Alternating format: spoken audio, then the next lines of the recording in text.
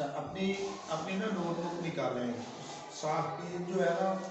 وہ نکالیں، اور آج ہم سیکھیں گے کہ روزہ کے بارے میں، کیونکہ ریسنٹلی روزے شروع ہونے والے ہیں اور روزہ کے بارے میں آپ کو بتاؤں گا۔ سب سے پہلے ہم دیکھیں گے کہ روزہ کی تعریف، ٹھیک ہو گیا ہے، اس کی آپ نے ڈیفینیشن لکھنی ہے، لکھیں نوٹ بک جس کے پاس ہے۔ وہ عمل جس میں ایک روزہ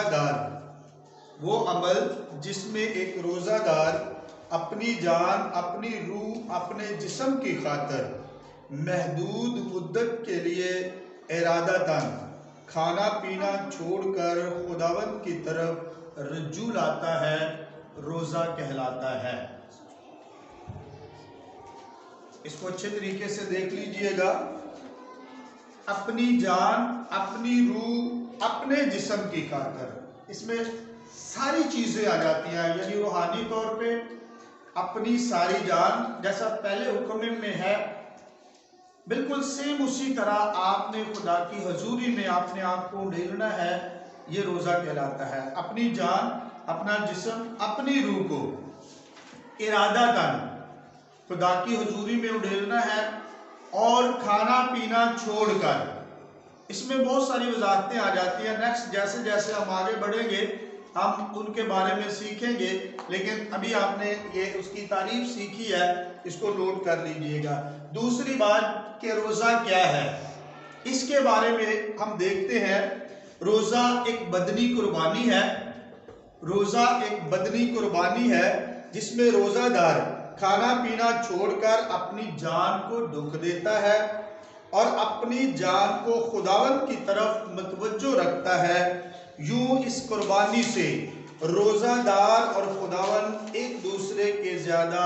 قریب ہو جاتے ہیں، یہ روزہ کہلاتا ہے کہ روزہ دار اور خداوند۔ سب سے بڑی بات یہ ہے کہ اس کا بڑا فائدہ یہ ہے کہ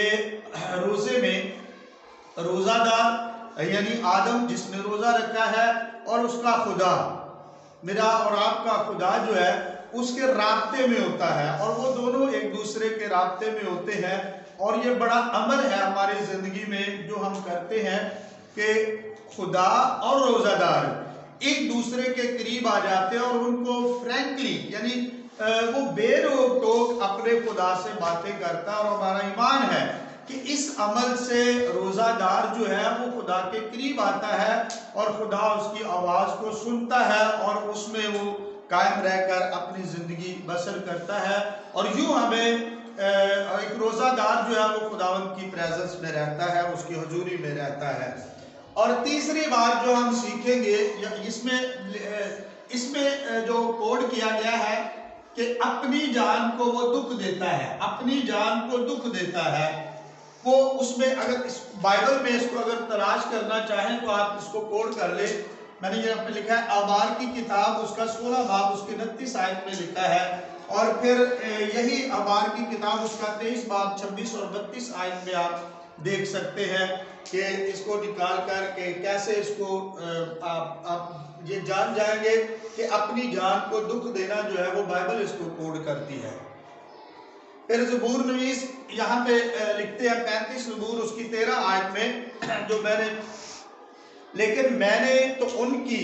بیماری میں جب وہ بیمار تھے ٹاٹ اوڑا اور روزے رکھ رکھ کر اپنی جان کو دکھ دیا، اور میری دعا میرے ہی سینے میں واپس آئی۔ یہ خدا کا بندہ لکھتا ہے کہ جب وہ یعنی اپنی قوم کے لیے اور ان کی رہائی کے لیے جو ہے وہ کہتا ہے کہ میں نے ان کی رہائی کے لیے اپنی جان کو دکھ دیا، میں نے روزہ رکھا، میں نے تکلیف سہی، اور تاکہ وہ رہائی پائے، اور وہ ایسا نہیں ہوا، لیکن ایسے میں دکھ میں، میں تکلیف میں رہا، اور میرا دکھ اور میری تکلیف جو ہے وہ میرے سینے میں ہی موجود رہی۔ یہ اور دوسری بات 69 زبور اس کی 10 اور 11 آیت میں لکھا ہے، میرے روزہ رکھنے سے میری جان نے زاری کی، اور یہ بھی میری ملامت کا باعث ہوا، جب میں نے ٹاٹ اوڑا تو ان کے لیے ضرب المثل ٹھہرا۔ یہ بھی خدا کا بندہ لکھتا ہے کہ میں نے اپنی قوم کے لیے ٹاٹ اوڑا، میں نے روزہ رکھا اور میں نے دکھ سہے، میں نے تکلیف سہی، اور ہوا کیا ہے کہ یہ تکلیف جو ہے یہ میرے ہی اوپر آئی، اور یہ میری تکلیف جو ہے وہ میرے ہی اندر، میرا کڑنا جو ہے وہ رہا۔ لیکن اصل بات یہ ہے کہ جب روزہ رکھتے ہیں تو روزہ دار جو ہے وہ خدا کی خوشنودی چاہتا ہے، بندوں کی نہیں، بندوں کے لیے نہیں، اپنے آپ کو اور خدا کو رابطے میں رکھنے کے لیے، اپنا اور خدا کا کمیونیکیشن بڑھانے کے لیے جو ہے وہ روزہ لازمی ہے، اور روزے کے ذریعے یہ کام تیز ہو جاتا ہے کہ انسان میں اور خدا میں کمیونیکیشن یعنی رابطہ جو ہے وہ بڑھ جاتا ہے۔ اور پھر یسایہ نبی بیان کرتے ہیں، وہ کہتے ہیں ہم نے کس لیے روزے رکھے۔ یہ 58 بات روزوں میں ہم بہت اس کو دہراتے ہیں، یہ بہت مشہور ہے، بہت سارے چرچز میں اس کا مطالعہ کیا جاتا ہے، اور اس کی 3 آیت میں مرقوم ہے۔ وہ کہتے ہیں ہم نے کس لیے روزے رکھے جبکہ تو نظر نہیں کرتا، اور ہم نے کیوں اپنی جان کو دکھ دیا، ہم نے کیوں اپنی جان کو دکھ دیا، ہم نے کیوں اپنی جان کو دکھ دیا۔ اور پھر لکھا ہے جبکہ تو خیال میں نہیں لاتا، دیکھو تم اپنے روزہ کے دن میں اپنی خوشی کے طالب رہتے ہو، اور سب طرح کی سخت محنت لوگوں سے کراتے ہو۔ یعنی یہ وہ روزہ نہیں ہے کہ بعض تک لوگ جو ہے وہ روزہ رکھتے ہیں اور بار بار دہراتے رہتے ہیں کہ میں نے روزہ رکھا ہے، تم کام کرو، تم یہ کرو، وہ کرو، میرا روزہ ہے، میں آرام کروں گا۔ ایسا نہیں ہے، روزہ آرام کرنے کے لیے نہیں ہوتا روزہ، بلکہ بائبل کا روزہ یہ ہے، خداوند یسوع مسیح کہتے ہیں کہ جب تو روزہ رکھے تو سر پر تیل لگا، منہ دھو، تاکہ تیرا باپ جو کشیدگی میں تجھے دیکھتا ہے تجھے روزہ دار جانے۔ اور یہ لوگوں میں ڈنڈورا پیٹنے کا روزہ نہیں ہے، لوگوں کو بتانے کا روزہ نہیں ہے، روزہ باطنی ہونا چاہیے، روزہ جو ہے وہ کمیونیکیشن ہونا چاہیے خدا کے اور آپ کے درمیان، کیونکہ آپ لوگوں کے لیے روزہ نہیں رکھتے، آپ اپنے لیے۔ میں نے پہلے بتایا کہ جو روزہ رکھتا ہے، جیسے جیسے ہم آگے بڑھیں گے ہم سیکھتے جائیں گے۔ یہ پہلا سیشن ہے، اور نیکسٹ سیشن میں میں آپ کو بتاؤں گا، یہ اتنا سا، یہ تھوڑا نہیں ہے، جب اس کا مطالعہ آپ کریں گے جا کے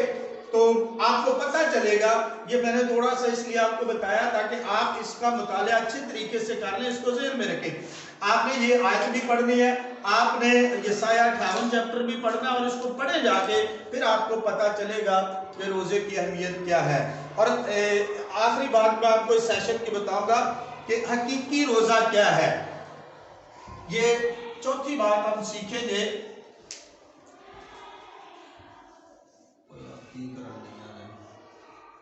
حقیقی روزہ۔ اس کی ڈیفینیشن لکھ لیں، حقیقی روزہ لکھے، روزہ ایک ایسی قربانی ہے جس میں قربانی دینے والا اور قربانی لینے والا دونوں قریب آ جاتے ہیں۔ آمین، سبھی بولو آمین۔ اس میں بڑی بات ہے کہ روزہ رکھنے والا، یہ دیکھیں قربانی ہے، قربانی تو قربانی دینے والا، قربانی لینے والا۔ اب پہلی بات تو یہ ہے کہ اپنے آپ کو آپ نے قربانی کے لیے تیار کیا، اور دوسرا عنصر جو ہے وہ قربانی لینے والا یعنی خدا ہے، یہ بندہ ہے اور یہ خدا ہے، یعنی آپ خدا کے لیے، آپ اس کی رضا کے لیے، اس کی خوشنودی کے لیے آپ روزہ رکھ رہے ہو، اپنے آپ کو قربان کر رہے ہو، اور قربانی اپنے بدن کی دے رہے ہو، اور آپ خدا کے قریب آ رہے ہو۔ قربانی دینے والا اور قربانی لینے والا دونوں ایک دوسرے کے قریب آ جاتے ہیں۔ بات وہی ہے کہ اس میں روزہ کی حالت میں آپ کرتے کیا؟ یہ ہوتا ہے روزہ۔ حقیقی روزہ آپ لوگوں کے لیے نہیں رکھتے، آپ اپنے لیے، اپنی خوشنودی کے لیے، اپنی خوشی کے لیے، اپنے گناہوں کی تلافی کے لیے، اور سب سے بڑھ کر کہ آپ جو ہے وہ خدا کی رضا حاصل کرنے کے لیے روزہ رکھتے ہو۔ اور اس روزے میں جو ہے वो कुर्बानी देना पड़ती है, अपनी जान को दुख देना पड़ता है, और इस अमल में कुर्बानी देने वाला और कुर्बानी लेने वाला दोनों एक दूसरे के करीब आ जाते हैं। इस अमल को आपने बार बार दोहराना है और लोगों को भी बताएं कि ऐसे रोज़ा रखा जाता है, या रोज़े का ये मकसद है, या रोज़ा क्या है, ये अपनी जान को दुख देना है। हकीकी रोज़ा जो है वो क्या है, मैं फिर आपको बताऊंगा कि हकीकी रोज़ा वो है जिसमें रोज़ा असल चीज़ रोज़ा कुर्बानी होती है, और इसमें कुर्बानी देने वाला और कुर्बानी लेने वाला दोनों एक दूसरे के करीब आ जाते हैं। तो खुदावंद आपको अपने हिफाजत में रखे और अपनी हिफाजत में रहकर वो आपको चलाए, और जब वो आपको ये काम सौंपा जाए तो नेक्स्ट जाके लोगों को बताए कि इसके बारे में, रोज़ा के बारे में क्या इसकी डेफिनेशन है। खुदा आपको इस कलमा के वसीला से बहुत सी बरकत से नवाजे। आमीन।